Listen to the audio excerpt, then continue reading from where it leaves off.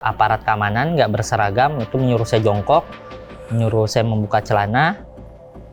Kemudian tidak lama ada salah satu aparat keamanan yang memakai seragam, pakai wearpack juga, dia pakai apa tuh ya, wearpack sih kalau saya lihatnya.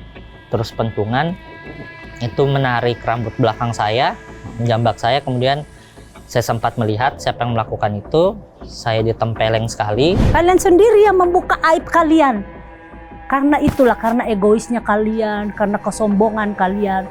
Sekarang sudah duduk-duduk enak, sudah dapat fasilitas nyaman dan lain sebagainya. Kalian itu menyakiti hati rakyat, menyakiti hati kami ibu-ibu yang berjuang untuk anak-anak, menyekolahkan anak, Pak. Bukan gampang kami berusaha cari untuk bagaimana anak kami bisa melanjutkan sekolah. Jadi sekarang ini masih patah ya? Enggak, bengkok. Jadi sekarang ini kalau Mas pegang ini masih ada jendolan. Pada saat itu Pak Mahfud MD ketika mau selesai dengan jabatannya, ditanya sama media, kasus apa yang paling menarik Pak Mahfud?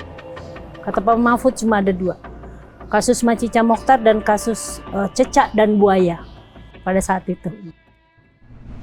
Halo Sobat TN, ketemu lagi kita di Mimbar Bebas Diskursus.net. Pembangkangan DPR atas keputusan Mahkamah Konstitusi tentang ambang batas pencalonan kepala daerah sontak memanen demonstrasi di banyak tempat di sekujur negeri ini. Di Jakarta, targetnya adalah gedung DPR. Mahasiswa dan elemen masyarakat sipil lainnya menggeruduk, baik di gerbang utama pun di pintu belakang. Lanjutan ceritanya adalah ada 301 pengunjuk rasa yang digelandang ke Mapolda Metro Jaya. Nah, kita akan bersiniar seputar itu, tapi sebelumnya sila Sobat TN untuk subscribe dan nyalakan lonceng notifikasinya. Nanti setelah nonton video ini sampai ludes, boleh juga untuk like, comment, dan share video ini.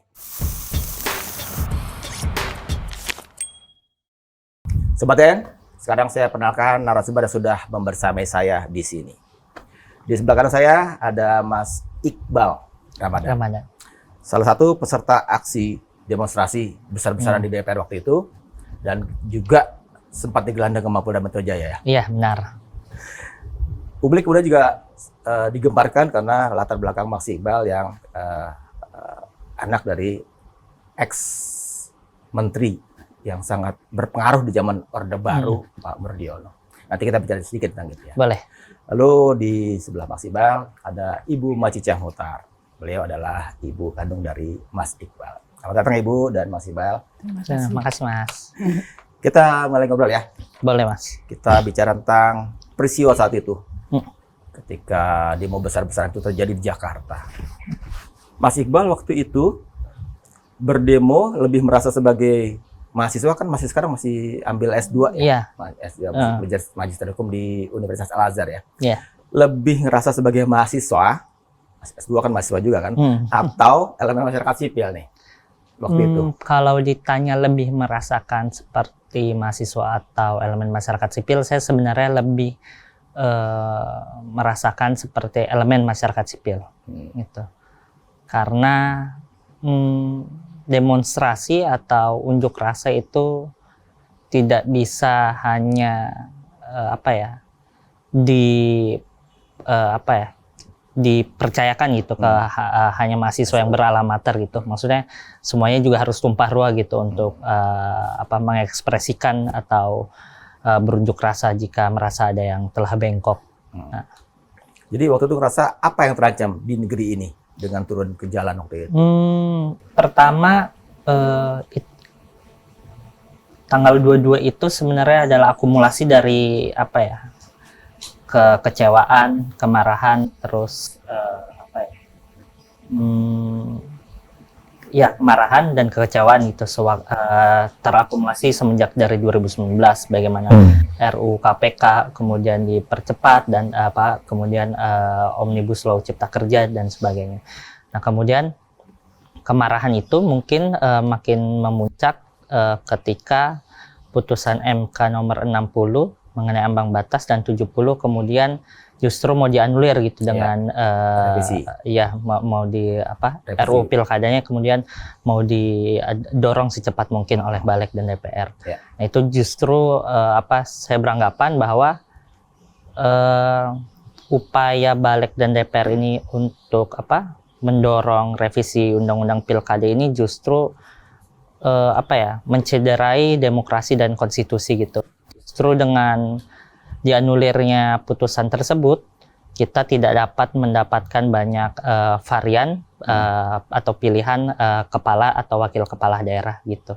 Kemudian ini kan sebenarnya tidak bisa dilepaskan juga ya dari bagaimana kemudian pemerintah atau rezim ini kemudian mengangkangi konstitusi melalui putusan nomor 90. Jadi sebenarnya kalau menurutku seluruh putusan ini ya nggak berbeda jauh, tapi kan waktu itu putusan 90 dianggap justru menguntungkan walaupun memang putusan konstitusi, tapi menguntungkan karena kan pamannya yang jadi ini gitu.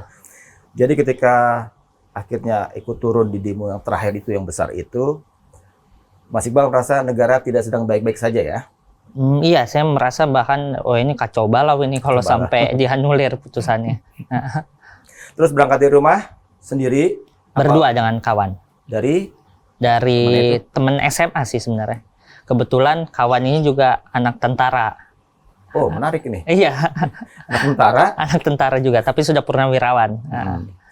Temennya itu apa? Teman SMA. Teman SMA. Terus iya.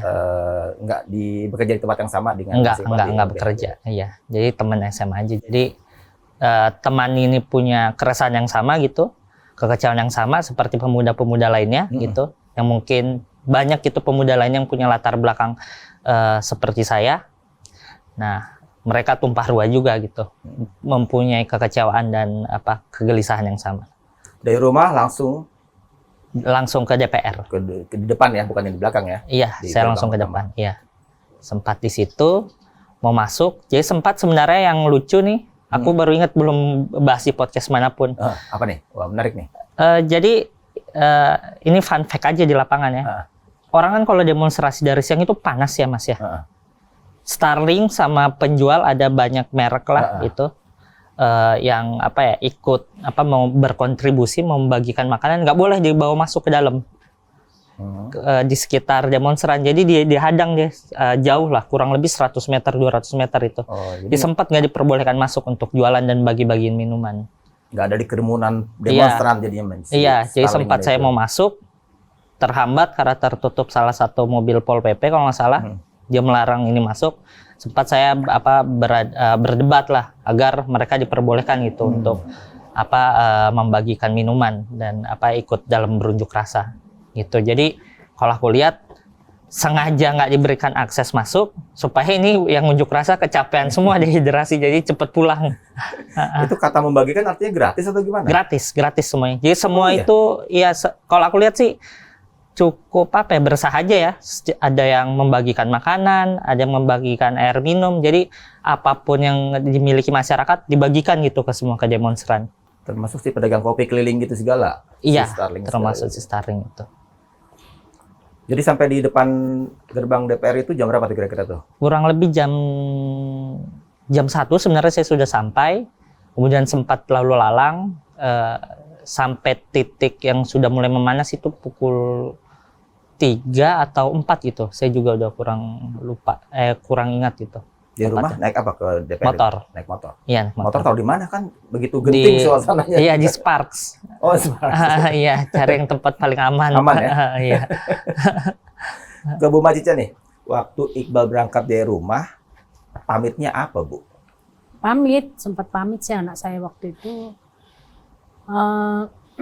Saya lihat dia udah pakai apa tuh? Tas selempangnya.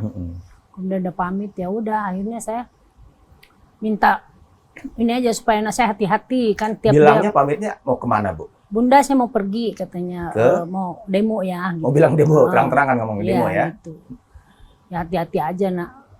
Gitu. Awalnya juga tadinya saya mau ikut tapi nggak boleh, ya udah. Oh, Ibu mau ikut juga tadinya.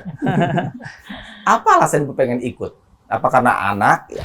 Khawatir ya, anak atau sebelumnya juga saya memang sering pergi berada di demo itu gitu loh. Mau lihat bagaimana kondisinya, bagaimana keadaannya gitu. Tapi mungkin dari jarak jauh saya gitu. Bu Macica tahu apa yang dibawakan aspirasinya oleh para demonstran waktu itu? Tentang apanya? Sebagai seorang ibu saya hanya melihat bahwa anak-anak muda ini kan anak-anak yang penuh gejolak, pengen sebuah perubahan, ya kan? Ya jangankan kita juga ibu-ibu kan merasa benar kalau keadaan tidak adil itu kayak sembako. Kita kan ya istilahnya kembali kepada rumah tangga ya Pak ya. Semuanya naik, semuanya mahal, ya kan? Kalau saya sendiri aja bisa mengatakan itu mahal, gimana yang lain gitu? Listrik naik, ya kan? BBM naik, ya gimana Pak? Kita ini kan keadaan ini kan ibaratnya penghasilan tidak pernah tercukupi, apalagi orang yang memiliki perekonomian yang serba terbatas. Ya kan, hidupnya mereka bagaimana gitu kalau kondisi begini terus, bukannya kita itu semakin ke depan kita semakin bagus penghidupannya, malah semakin habis kita ini, ya kan? Kalau kita nggak punya duit ya mau nggak mau ya harus apalagi cara yang harus kita lakukan supaya hidup anak-anak bisa makan, anak-anak bisa sekolah, ya kan? Kalau seperti itu menurut saya Pak. Bu Cica sempat bilang ke Mas Iqbal bahwa pengen ikut demo sebenarnya, sempat bilang. Sudah sempat bilang, anak saya nggak izinkan. Iya. Nggak izinkan. Pertimbangannya keselamatan ibu atau apa? Pertimbangan ya paling utama sih keselamatan ya. Apalagi maksudnya beberapa tahun kebelakang kan represivitasnya justru meningkat ya Mas ya. Bacaan-bacaan seperti itulah yang kemudian bahaya nih, soalnya waktu saya pun ditahan terus dimasukkan mobil tahanan polisi, ada ibu-ibu juga yang ditahan. Oh iya? Iya. Gitu. Ibu itu berarti ikut demonstrasi juga atau belum tahu gimana sampai? Ikut sih. Jadi waktu di dalam tuh saya sempat bingung Mas sebenarnya. Ini siapa yang ibu-ibu orasi? Saya kira kok orasinya di depan mobil tahanan ya di dalam DPR. Ternyata waktu saya lihat-lihat, oh dia di dalam mobil tahanan lagi marah-marah. Nah, sampai kemudian Mas Iqbal tiba di gerbang utama DPR itu kan, langsung membaur, atau kalau mahasiswa kan biasanya kan mereka barikade diri sendiri kan supaya nggak ada infiltrasi dari katakanlah penyusup atau provokator. Jadi Mas Iqbal di situ gabung ke mana di saya kerumunan langsung massa itu? Membaur aja sih Mas di situ, membaur lalu lalang gitu, sekalian mencari kawan-kawan gitu kan, banyak juga kawan-kawan yang ikut serta mendampingi demonstrasi gitu. Kawan-kawan dari mana maksudnya nih? Ada yang dari pendampingan hukum, ada dari organisasi masyarakat sipil, dan juga ada biasanya sewaktu mahasiswa sudah lulus masih ikut demonstrasi, kemudian dari beberapa mahasiswa gitu. Terus menit-menit berjalan, apa yang terjadi? Menit-menit berjalan, kebetulan saya waktu itu di sekitar JPO. Jadi saya tuh sempat paling di dekat gerbang utama tuh Mas. Tapi kan karena terlalu padat ya, saya takut terjadi apa-apa gitu. Kemudian saya mencari tempat yang setidaknya sedikit longgar gitu. Nah, waktu itu saya di dekat JPO. JPO DPR itu kan sedikit longgar tuh Mas, sudah tidak terlalu padat gitu mahasiswa dan masa aksi. Dan tiba-tiba nggak lama saya mendengar ada yang teriak dari arah pagar itu, teriak jebol gitu. Nah, akhirnya saya coba mengintip, oh pagarnya udah rubuh. Udah ambruk. Mas Iqbal nggak lihat proses pagar itu digoyang-goyang sampai? Sempat saya lihat digoyang-goyang, tapi yang di sebelah kanan Mas. Tapi itu nggak rubuh dia. Nggak rubuh, jadi cuma beberapa orang goyang-goyang, tapi nggak rubuh sama sekali. Nah, akhirnya saya mengintip, kemudian masa aksi sudah berhamburan Mas masuk ke dalam. Sebentar. Saya mau potong, saya mau ke Ibu Bunda dulu. Ibu pastinya memantau apa yang terjadi di depan GPR itu di TV, karena Iqbal ada ikut di sana. Enggak, saya kebetulan pergi sama teman saya. Lagi ada kegiatan yang lain juga. Cuma waktu saya pergi itu saya selalu telepon anak saya. Itu dia. Telepon gimana? Nah, ada yang diangkat telepon saya.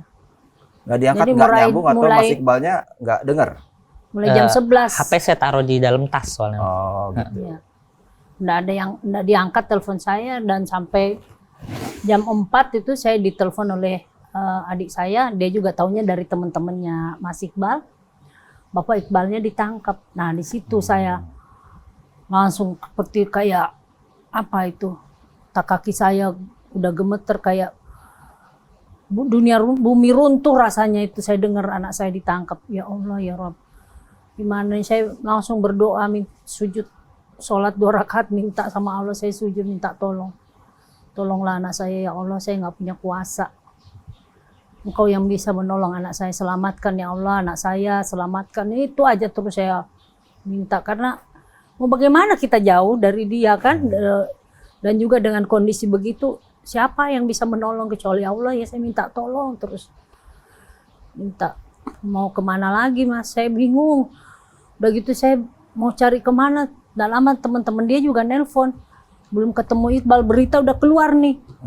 Saya udah lihat berita anak saya, ya Allah gimana ini. Jadi saya terus teman-teman saya bilang, Mas Cica kamu jangan gelisah sayang, kamu tenang aja, tenang. Serahkan semuanya sama Allah, biar Allah yang atur. Ya saya tenangkan diri saya. Karena selama ini juga Iqbal udah beberapa kali sih ikut demo, tapi belum pernah ada keadaan seperti itu gitu. Waktu itu kabar yang Ibu terima cuman bahwa Iqbal digelandang polisi, nggak sampai ke teknis bagaimana keadaannya, belum Pak. Bar itu aja ya. Makanya saya teman-temannya juga nelpon, nanya, iya nak tolong ya cari tahu Iqbal ada di mana, bagaimana keadaannya gitu. Tolong cariin nak, bantu, tolong. Dia semua pada bergerak.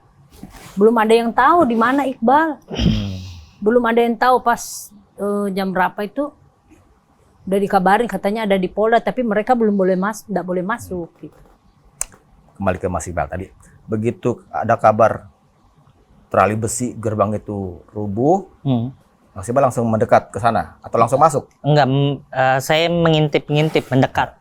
Jadi di luar itu saya melihat keadaan gitu awalnya. Terus ikut masuk? Belum. Jadi saya sempat melihat banyak terjadi adu fisik lah. Bentrokan gitu antara demonstran dengan aparat keamanan. Ini kita sebut demonstran berarti campuran ya, mahasiswa juga, elemen masyarakat sipil juga ada gabung ya. Udah gabung. Bahkan ada pelajar. Oh ya? Iya, STM gitu. Mereka pakai seragam gitu, ketahuan mereka pelajar? Enggak, tapi dari wajah, terus kemudian itu mungkin ini umurnya mungkin masih cukup muda ya. Jadi terjadi bentrokan. Sempat ada beberapa yang bukan dilumpuhkan, tapi menurut saya itu lebih tepatnya dianiaya. Dianiaya? Iya, lebih tepatnya. Apa yang Mas Iqbal lihat kalau dengan terminologi dianiaya itu? Kalau dilumpuhkan kan sebenarnya dari sudut pandang saya Mas ya, kakinya dipegang atau tangannya dipegang itu kan sudah, atau enggak kakinya aja dilumpuhkan tapi bukan lumpuh seperti terminologi orang lumpuh nggak bisa jalan dalam beberapa bulan dan beberapa waktu ya, hanya untuk sementara gitu. Kan bisa kan, banyak mungkin pelatihan itu kakinya mungkin diborgol tangannya atau di double twist gitu. Itu kan dia tidak bisa melakukan perawanan kan. Tapi ini yang aku lihat sudah terjatuh, masih pakai pentungan. Dipukul ya, ada yang ke arah kepala yang saya lihat, ada yang ke arah badan, dan itu bukan satu dua pihak keamanan gitu yang melakukan, banyak itu. Jadi kayak apa Mas ya kalau saya lihat ya, kayak mainan jatuh dikerumunin sama anak kecil gitu mau main. Jadi lebih banyak aparat keamanannya ya yang jadi dikeroyok jadinya, yang demonstran yang udah nggak berdaya itu dikeroyok jadinya. Kemudian hal itu yang saya lihat kemudian memancing kemarahan demonstran yang mungkin Mas ya. Terus sempat terjadi bentrokan lagi, terpukul mundur pihak keamanannya seingat saya. Nah disitulah kemudian banyak demonstran tuh yang mengekspresikan bagaimana mereka berhasil memasuki pelataran. Ada yang loncat-loncat, ada yang berorasi, kemudian ada yang bernyanyi-nyanyi, ada yang menggerak-gerakkan tubuhnya gitu. Nah waktu itu saya melihat ada sesosok yang ini mirip dengan teman saya, tapi dari jauh, soalnya kan saya masih di luar Mas. Teman yang berangkat dari rumah itu atau bukan? Bukan. Nah, soalnya kan saya lihat dari luar. Akhirnya saya beranikan masuk karena saya teringat waktu 2019 sempat salah satu teman saya satu universitas, namanya Faisal Amir, itu koma selama 1-2 bulan kalau tidak salah. Jadi tempurung kepalanya pecah. Karena? Di 2019. Nah itu investigasi sampai sekarang sih saya belum diberitahu ya. Nah, cuman itu hasil dari demonstrasi waktu 2019 itu. Akhirnya saya teringat kejadian itu, saya takut teman saya mengalami hal yang serupa, saya beranikan untuk masuk itu. Nah, Tapi teman yang mau didatengin yang dikira teman Mas Iqbal itu emang bilang akan juga turun demo juga? Iya, DPR? iya. Akhirnya saya coba masuk ke dalam.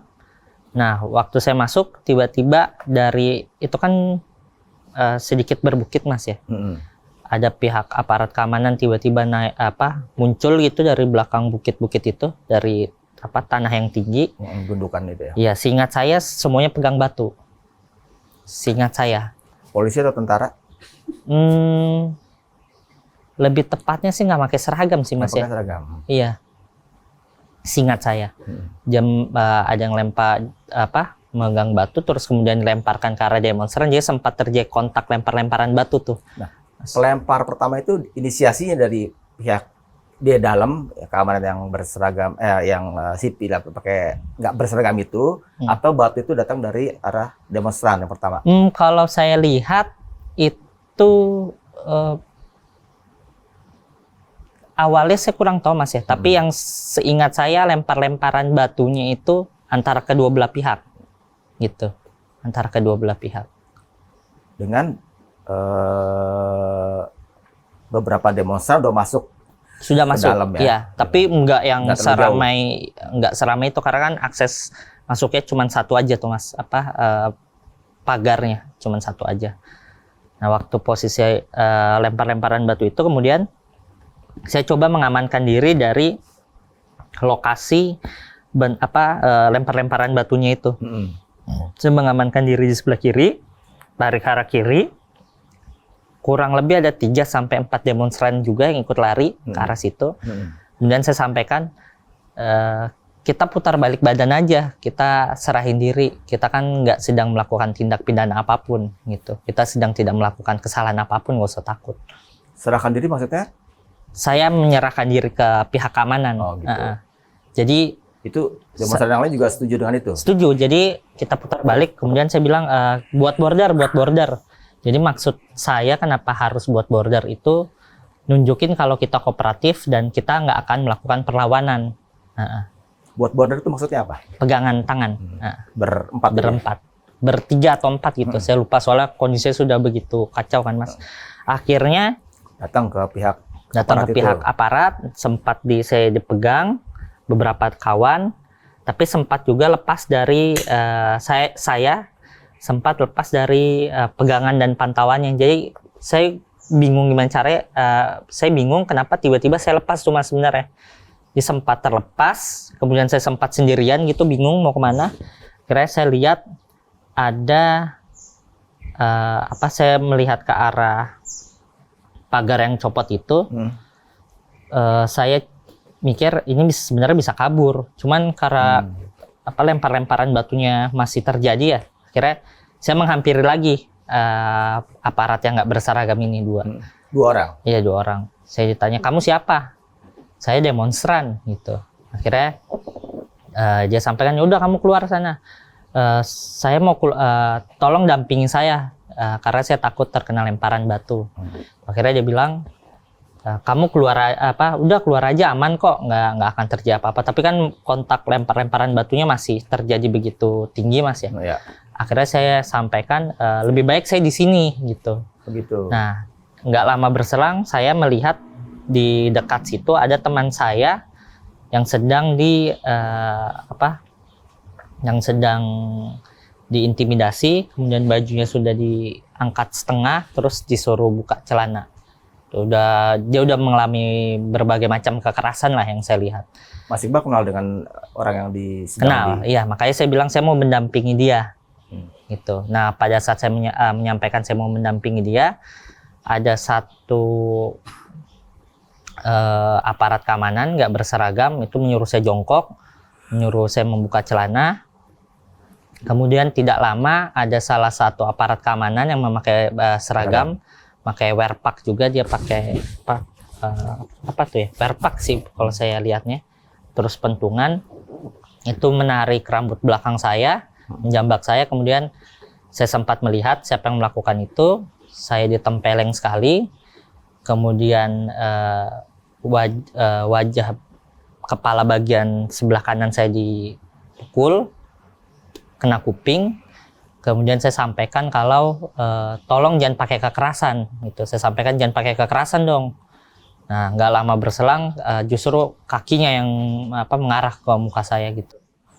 Jadi pakai sepatu Lars kalau nggak salah tuh. Akhirnya mengarah ke muka saya sempat blackout beberapa detik atau beberapa menit gitu. Kemudian saya sampaikan sakit Pak, sakit. Barulah saya disuruh berdiri.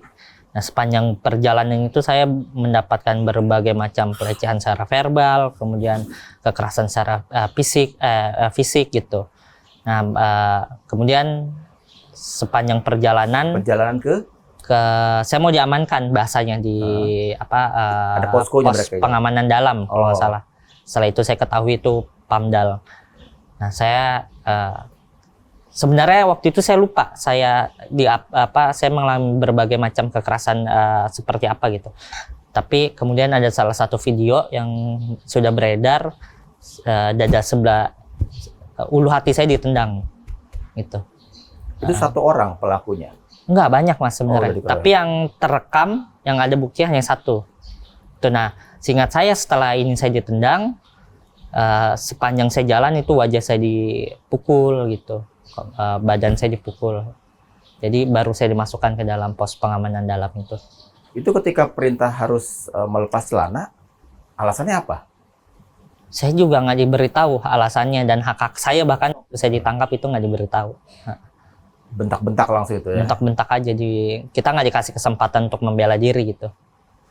Dan Mas Iqbal kan saat itu sampai sekarang ya masih bekerja sebagai asisten pengacara di LBH Jakarta. Iya. Kan? Iya. Nggak mengaku sebagai orang hukum itu? Nggak saya sampaikan. Karena saya mau mengetahui bagaimana kemudian aparat keamanan atau alat kekuasaan gitu bekerja ketika mereka berhadapan dengan masyarakat yang dianggapnya buta hukum gitu. Jadi saya mau lihat, kan seharusnya tidak ada perbedaan Mas ya, mau masyarakat itu buta hukum atau tidak, seharusnya for the law, ya? Iya, diberitahu apa haknya ketika dilakukan penangkapan. Nah justru ini ketika dilakukan penangkapan enggak. Bahkan saya baru ingat teman saya itu dituduh melakukan diduga melakukan tindak pidana dalam kerusuhan itu karena memakai helm. Karena memakai helm? Iya, jadi kamu nih mau rusuh kan, ini kamu memakai helm gitu. Jadi saya rasa banyak keanehan lah ketika kita memposisikan atau memperlihatkan kalau diri kita itu sebagai masyarakat yang buta hukum. Bu Macica, sempatkah menonton video ketika Mas Iqbal itu katakanlah dapat tindak kekerasan dari aparat? Iya, sempat lihat lewat media sosial. Itu di hari saat itu juga atau beberapa hari setelah berapa hari ya? 2 hari setelah. Enggak, 1 minggu. Oh iya, 1 minggu. Ya. Baru kemarin. Baru kok. Iya. Jadi apakah itu terbayang di benak Ibu? Oh iya. Katakanlah kekerasan yang dialami Mas Iqbal itu udah. Bukan, karena kan juga sudah dengar ceritanya dari anak saya bagaimana tindakan para keamanan. Pihak keamanan ini memperlakukan anak kami ya. Saya di situ benar-benar menganggap bahwa kok mereka sebagai harusnya kan menjadi pengayom dan pelindung masyarakat kan, tapi kok malah memperlakukan anak-anak ini seperti mau dimatikan gitu loh. Ya kan, ini kan keterlaluan. Jadi melihat, apalagi udah melihat sendiri bagaimana videonya itu beredar, saya nangis betul saya. Ya Allah, Tuhan, untung masih ada perlindungan dari Allah, anak saya bisa selamat gitu. Makanya saya biasa langsung mikir, oh pantasan ya kalau orang demo itu ada beberapa anak-anak yang kemudian akhirnya koma, yang akhirnya meninggal, ya karena begitulah perlakuan dari pihak-pihak yang harusnya melindungi anak-anak ini kan. Harusnya kan anak-anak itu jangan dipukul, dibawa masuk aja lah, ya kan? Atau disuruh jongkok semuanya, ya? Atau nggak disiram air misalnya gitu. Jangan pakai, anak-anak ini kan tidak pakai apa-apa. Mereka pakai kan, nah, ada yang pakai senjata, ada yang pakai pentungan, ya kan? Harusnya juga punya akal sehat gitu loh. Kalian itu pengayom, pelindung masyarakat. Pihak petugas-petugas ini kan digaji dari pajak kita, ya kan? Kalian bisa hidup, kalian bisa digaji, kalian bisa dapat fasilitas-fasilitas negara, itu kan semuanya dari uang rakyat, bukan duit nenek moyang kalian gitu loh. Ya kan? Kita ini justru adanya demo ini kan untuk, karena ada ketidakadilan yang terjadi. Jadi wajarlah kalau anak-anak yang intelektual ini turun ke jalan. Ya kan? Mereka kan anak-anak yang punya pemikiran yang jauh ke depan untuk masa depan bangsa kita ini. Ini negara republik, bukan negara kerajaan, bukan kerajaan yang kemudian siapa yang memimpin 7 turunannya jadi pemimpinnya, nggak bisa begitu. Berproses, ya. Untuk menjadikan sesuatu itu kan harus butuh proses, Pak. Supaya mereka tahu bagaimana keadaan, supaya mereka tahu bagaimana kalau kita menjadi rakyat, bagaimana kalau kita menjadi orang yang susah, bagaimana kalau kita menjadi seorang anak yang tidak punya apa-apa tapi nggak bisa melanjutkan sekolah, ya kan? Kan harus merasakan itu dulu, baru kalian bisa jadi pemimpin. Kalau cuma secara instan karena bapaknya seorang pejabat, bapaknya seorang presiden, anak mau jadikan wapres, apa mau jadi gubernur, semua undang-undang dirubahnya, diatur sesuai mau kehendaknya dia, nggak bisa lah. Ini rakyat yang gaji kalian tuh rakyat, kalian jadi presiden juga dipilih sama rakyat kan, ya kan? Tapi kenapa itu kepercayaan rakyat itu Anda hianati gitu loh. Jadi ya wajar kalau sekarang rakyat bergejolak. Yang bikin gejolak ya kalian sendiri. Yang memamerkan kehidupan yang hedois, yang harus mewah-mewah. Flexing ya? Ya, jadi pamer-pamer kekayaan, pamer-pamer kekuasaan, pamer ini dan itu. Orang muak hari gini. Orang banyak yang kelaparan, banyak orang yang nggak bisa menghidupi kehidupannya sampai bunuh diri. Sadar ya kan? Pemimpin-pemimpin republik ini harus sadar, lihat ini keadaan rakyat, lihat keadaan masyarakat. Bukan atas mau kalian, kehendak kalian dapat gaji gede, dapat fasilitas negara, kalian pamer-pamer di depan rakyat yang tidak punya kemampuan apa-apa. Wajar dong. Terus kalian tidak menerima itu, kalian turunkan aparat. Membabi buta, menghantam, menghajar anak-anak ini yang sedang memproses bagaimana keadaan republik ini. Wajar. Tapi anak kami mau dimatikan, dibungkam. Gak boleh. Kalian semuanya hidup dari rakyat. Kembali kepada rakyat. Bukan kembali kepada penguasa. Penguasa itu apa? Mereka memperkaya diri. Mereka menguasai tambang. Mereka menguasai ini dan itu. Apa itu kan udah pemandangan yang tidak bisa lagi dirahasiakan. Sekarang media sosial di mana-mana, mereka tahu apa yang harus mereka perbuat, apa yang diperlihatkan. Kalian sendiri kan yang memamerkan itu. Kalian sendiri yang membuka aib kalian. Karena itulah, karena egoisnya kalian, karena kesombongan kalian. Sekarang sudah duduk-duduk enak, sudah dapat fasilitas nyaman dan lain sebagainya. Kalian itu menyakiti hati rakyat, menyakiti hati kami. Menyakiti hati kami ibu-ibu yang berjuang untuk anak-anak, menyekolahkan anak, Pak. Bukan gampang kami berusaha cari untuk bagaimana anak kami bisa melanjutkan sekolah. Itu saya yang bicara, saya masih alhamdulillah masih punya keadaan lebih baik daripada ibu-ibu yang lain. Yang akhirnya harus mereka menjadi anak-anak yang putus harapan. Karena mereka mau sekolah, orang tuanya tidak mampu. Menyedihkan. Kalau Bu Macica masih berkarir ya di dunia tarik suara? Alhamdulillah. Saya masih bisa, ya walaupun berapapun saya terima, Pak. Karena saya butuh biaya untuk sekolah anak saya. Saya tidak peduli, ya namanya saya seorang penyanyi. Ya. Ya saat sekarang kan tidak seperti dulu juga kan. Ya. Jadi ya saya bilang sama terus terang mana, saya masih bersyukur nak, saya masih ada pekerjaan yang masih bisa menghidupi anak saya, bisa membiayai anak saya sekolah. Jadi itulah yang saya syukuri. Masih banyak bersyukur. Tapi kan kalau dengar cerita-cerita teman-teman Iqbal, sebagian yang punya kecerdasan, punya kemampuan, sebagian ada yang udah gak bisa melanjutkan kuliah, Pak. Karena keadaan orang tuanya. Ya. Kan sedih itu, Pak, kayak begitu. Bagaimana kembali lagi ke diri kita, kalau kita yang seperti itu. Sementara orang-orang yang diberi kepercayaan oleh rakyat menjadi pemimpin, kekayaannya di mana-mana, bisa naik jet privat, apa segala, belanja ini, belanja itu. Nah, tolonglah hentikan. Hentikan, Pak.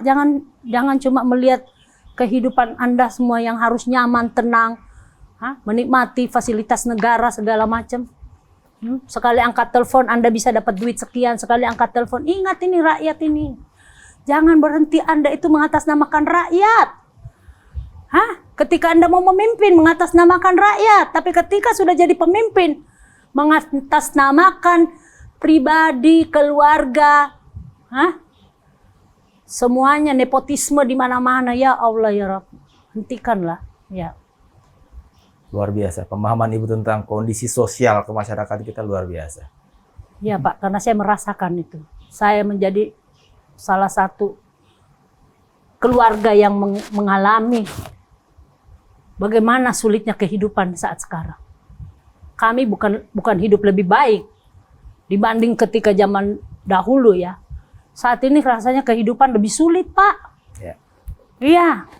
Orang aja mau beli beras, maaf ya Pak, sampai nangis kalau mau beli beras aja. Mereka cuma makan bubur, Pak. Bagaimana rasanya? Saya kan terjun langsung ke masyarakat, Pak. Ke daerah-daerah, ke desa, ke pedesaan, kemana. Lihat orang di daerah tuh lebih susah, Pak. Mereka kadang-kadang tidak makan. Mereka kadang-kadang cuma membeli beras untuk mereka makan berapa hari, coba. Jangan bicara pendidikan. Pendidikan sudah tidak mungkin. Untuk makan aja sulit, Pak. Bagaimana coba? Di mana hati nurani kalian yang membohongi rakyat? Kalian ketika mau memimpin, mengajak rakyat untuk memilih kalian. Tapi apa yang terjadi? Kalian tidak membela. Tidak ada pembelaan untuk rakyat, tidak ada. Hilang semua ketika sudah menduduki jabatan itu. Lupa janji-janjinya ya Bu ya? Lupa janji-janji.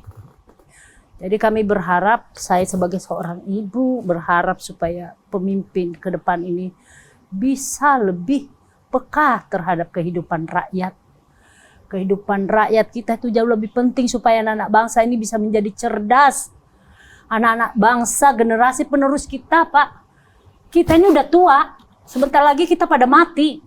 Tapi mereka yang punya generasi penerus kita, masa dibodoh, dijadikan anak-anak yang tidak bisa berpendidikan, yang cerdas-cerdas ini akhirnya mandek, Pak.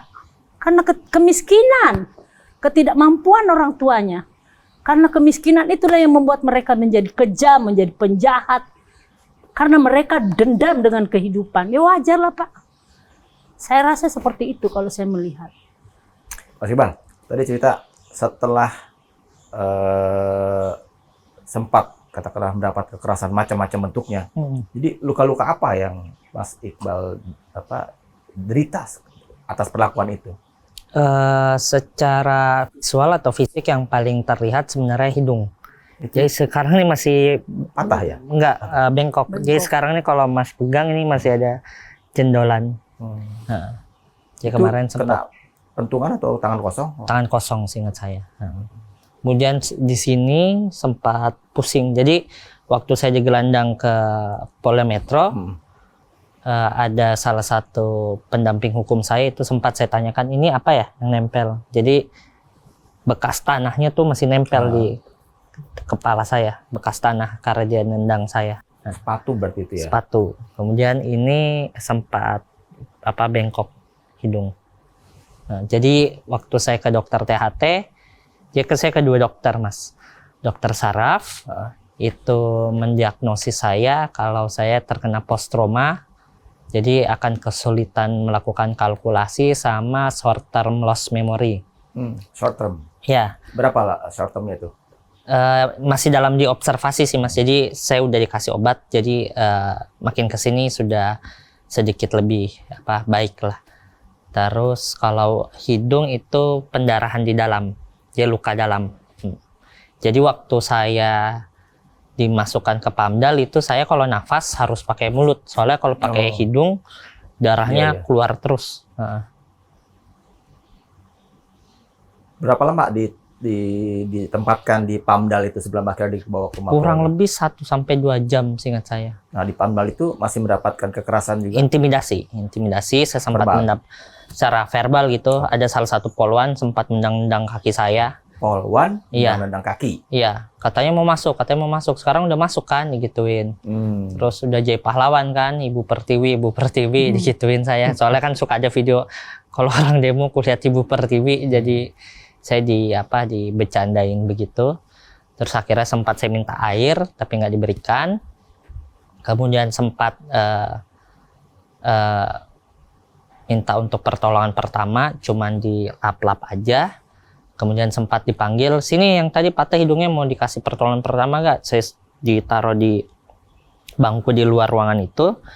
Tapi selama 5-10 menit nggak diberikan pertolongan sama sekali.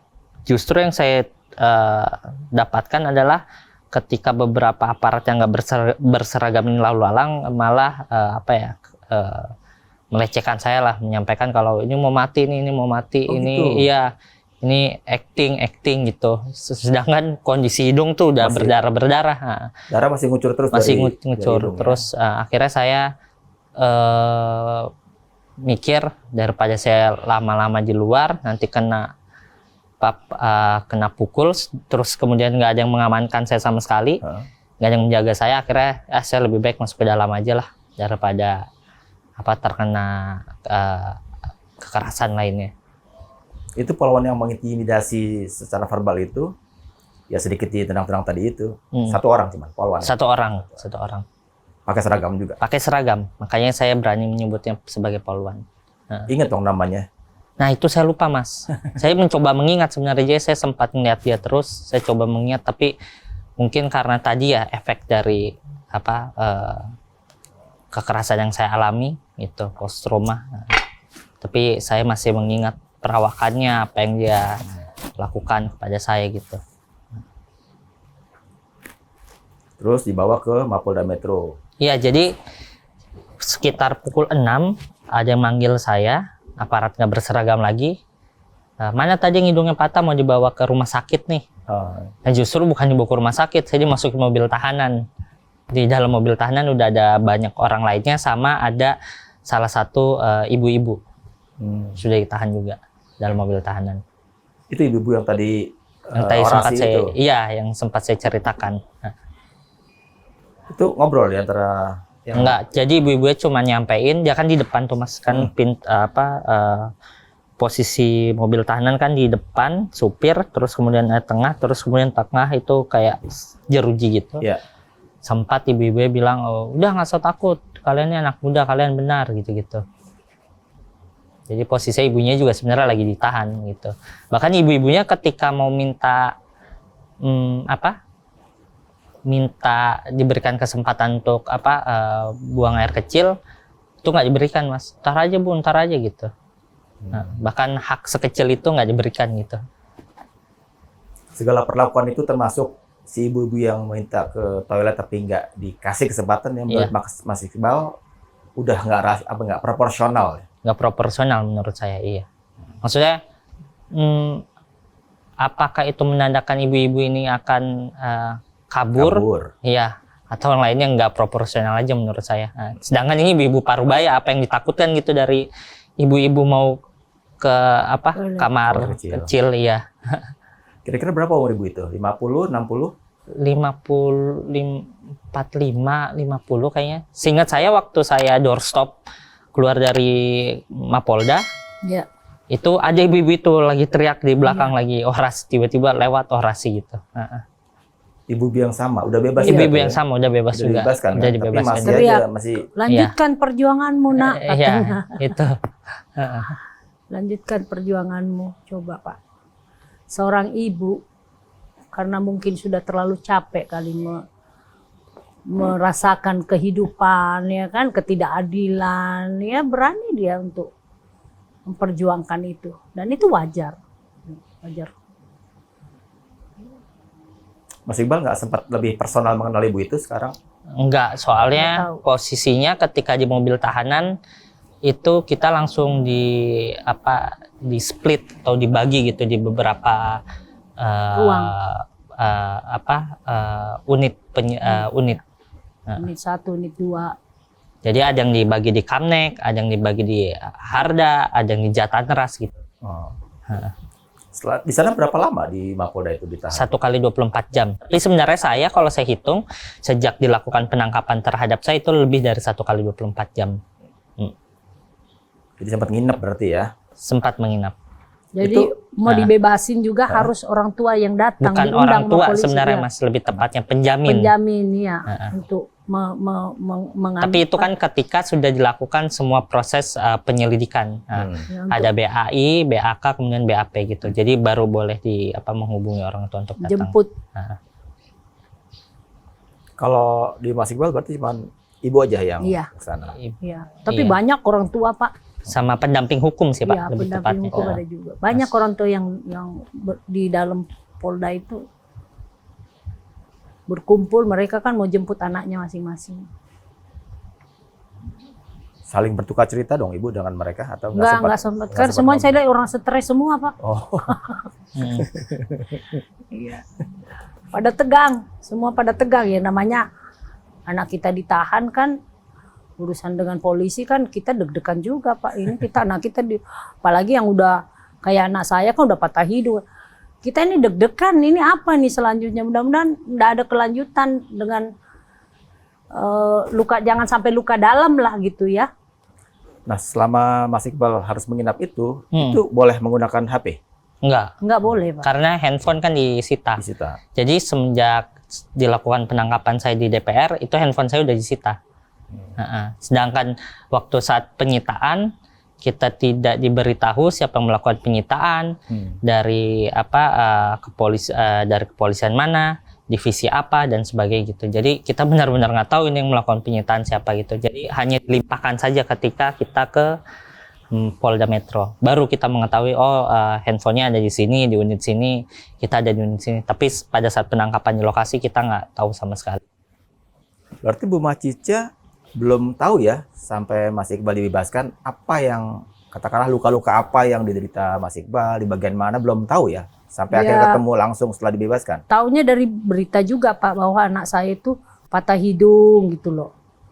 Jadi setelah waktu lihat anak saya keadaannya ini hidungnya udah bengkak, saya langsung nangis aja, saya peluk. Soalnya gimana ya?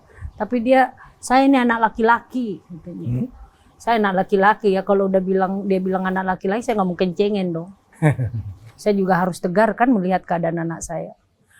Ya karena memang Iqbal dari kecil, saya sebagai seorang ibu selalu memberi dia dukungan, kamu harus kuat, kamu harus jadi laki-laki, harus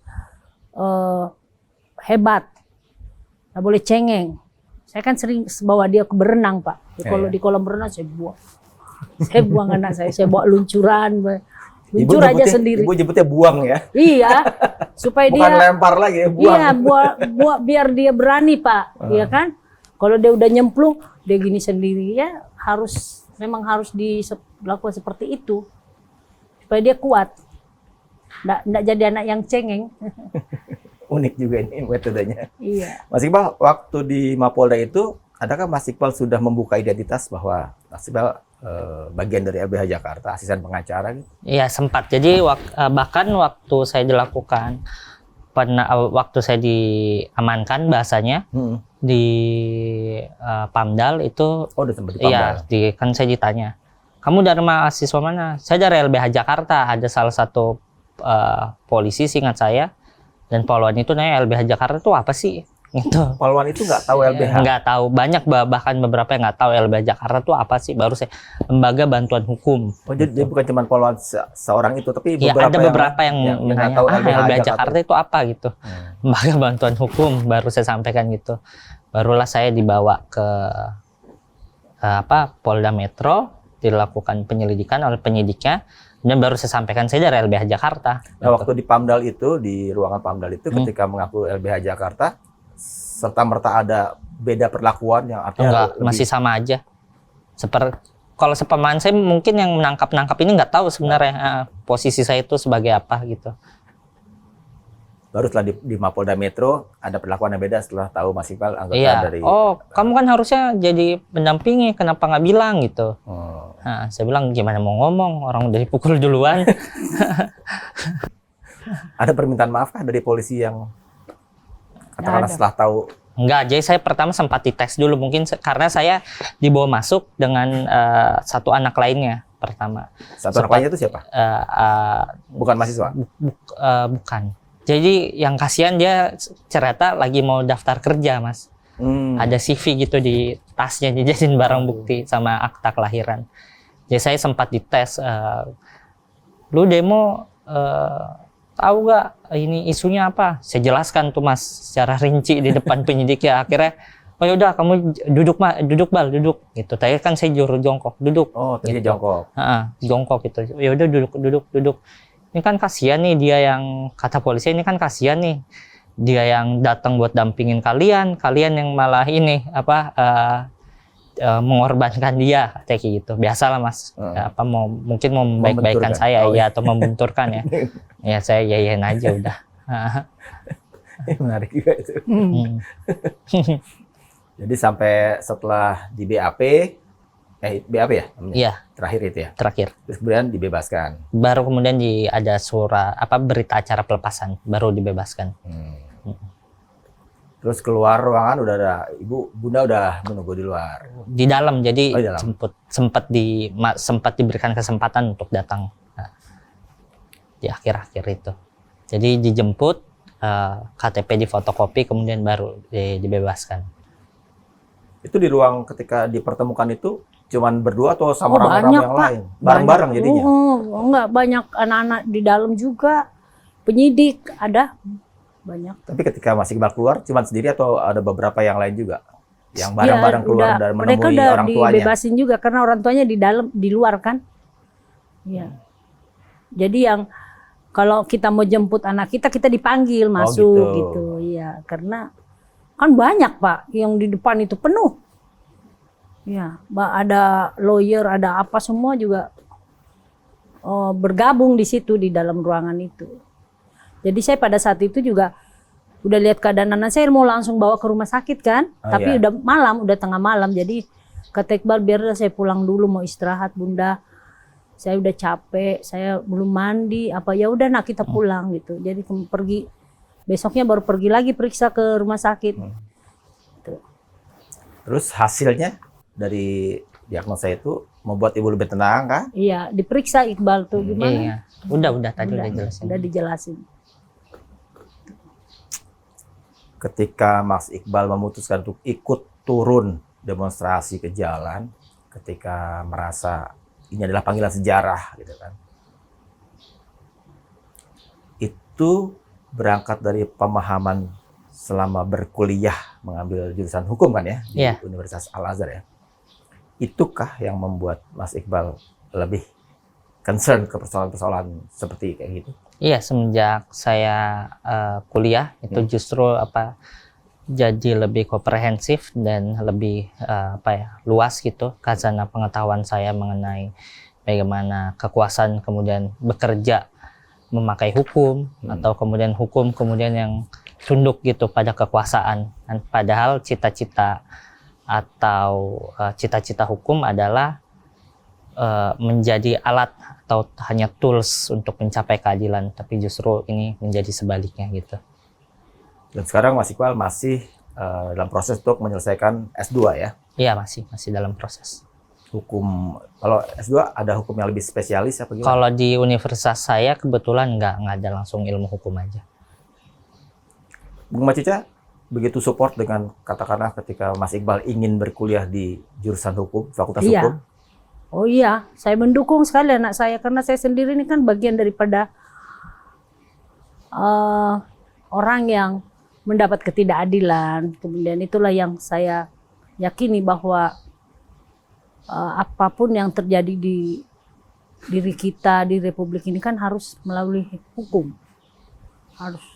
Jadi makanya ketika anak saya selesai SMA, saya udah bilang saya pengen kamu dihukum nak, di Fakultas Hukum gitu. Jadi supaya kamu bisa membantu orang-orang yang buta hukum, yang tidak punya kemampuan, ya karena saya bercermin dari diri saya sendiri gitu. Dari diri saya sendiri maksudnya lebih ke persoalan yang personal? Ya, artinya ketika Iqbal lahir kan kami ya tidak memiliki kekuatan hukum sebagai seorang anak gitu. Makanya kan saya mengajukan sampai ke Mahkamah Konstitusi, akhirnya keluar putusan tahun 2011 kan tentang ibu dan anak, perlindungan ibu dan anak gitu.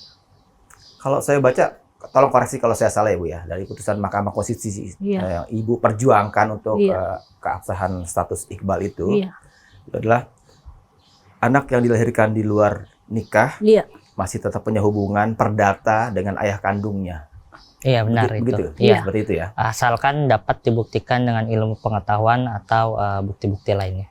Nah, kalau sampai sekarang, sampai mana itu perjuangan itu dengan yang di putusan Mahkamah Konstitusi itu masih absah ya, masih itu belum ada katakan anulir dari MK juga tentang itu. Nggak ada. Justru putusan MK nomor 46 itu kemudian yang waktu itu Bapak Mahfud MD sebagai ketuanya dianggap sebagai salah satu putusan yang paling progresif gitu di era itu.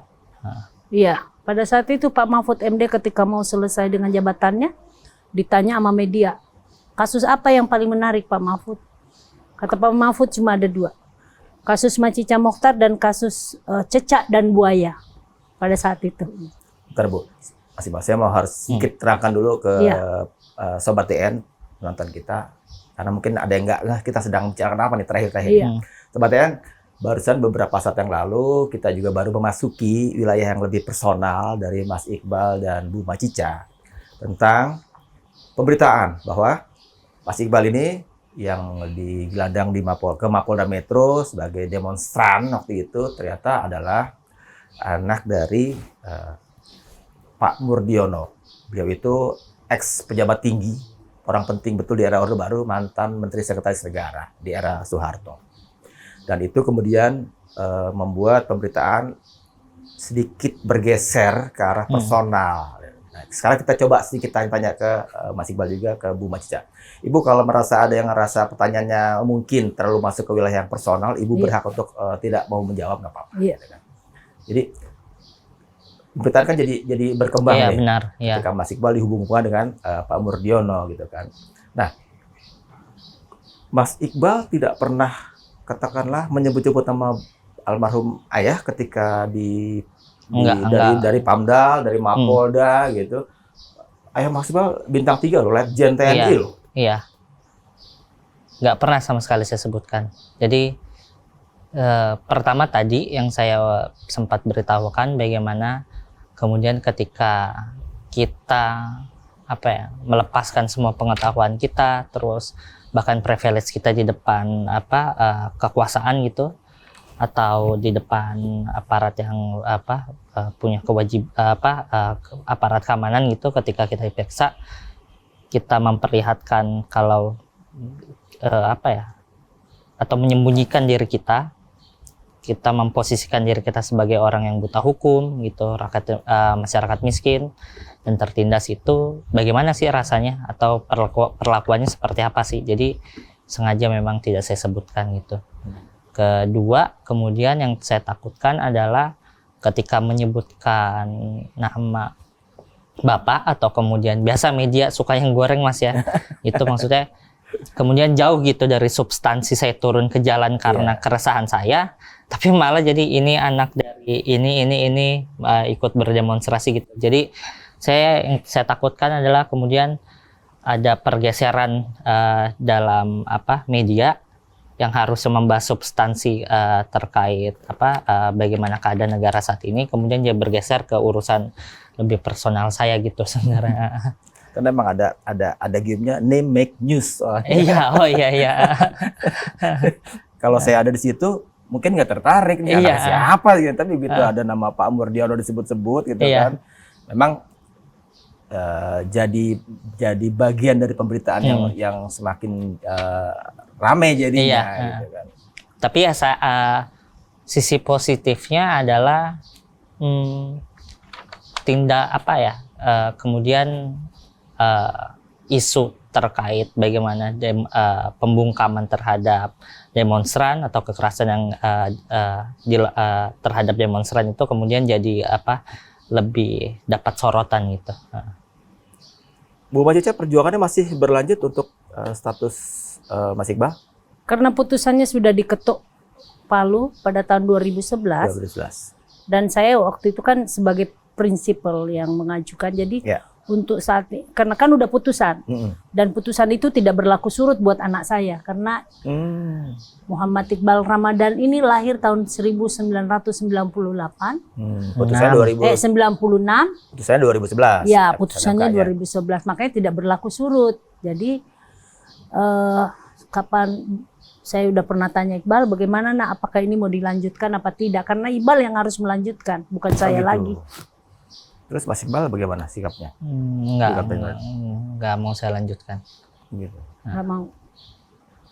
Bukankah itu penting juga untuk katakanlah hari-hari Untuk depan Mas Iqbal? hak keperdataan, saya rasa lebih penting bagaimana kemudian membuat almarhum lebih tenang dan keluarga lainnya gitu lebih merasakan ketenangan. Tapi komunikasi dengan keluarga Pak Mur masih ada?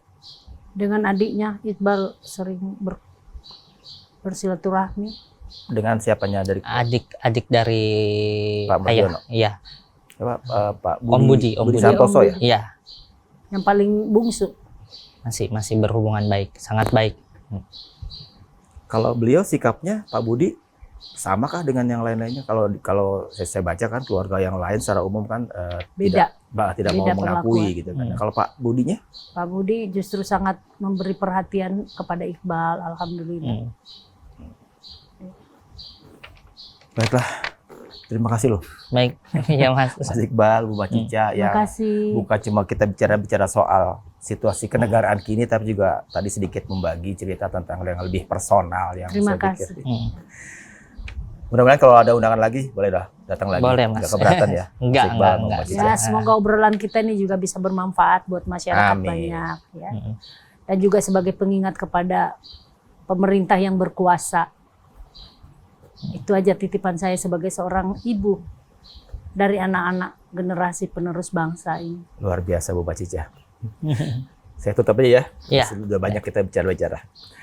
Sobat TN, itu tadi pembicaraan yang rasanya menarik betul. Banyak sisi-sisi yang juga tadinya saya pikir enggan untuk diungkapkan, tapi lebih terbuka sekarang Bu Mbak Cica, Mas Iqbalnya. Gitu kan. Jadi silakan aja tonton dan juga silakan berikan penilaian sendiri dan lihat situasi keadaan hari-hari ini. Yang pasti, Diskursus Red akan terus menyajikan persoalan-persoalan untuk kepentingan publik, kepentingan orang banyak. Karena kami adalah media terverifikasi Dewan Pers. Jadi sementara itu aja, saya mewakili juga Mas Iqbal Ramadan dan Bu Mbak Cica Potar. Terima kasih. Pamit dulu, Tabi.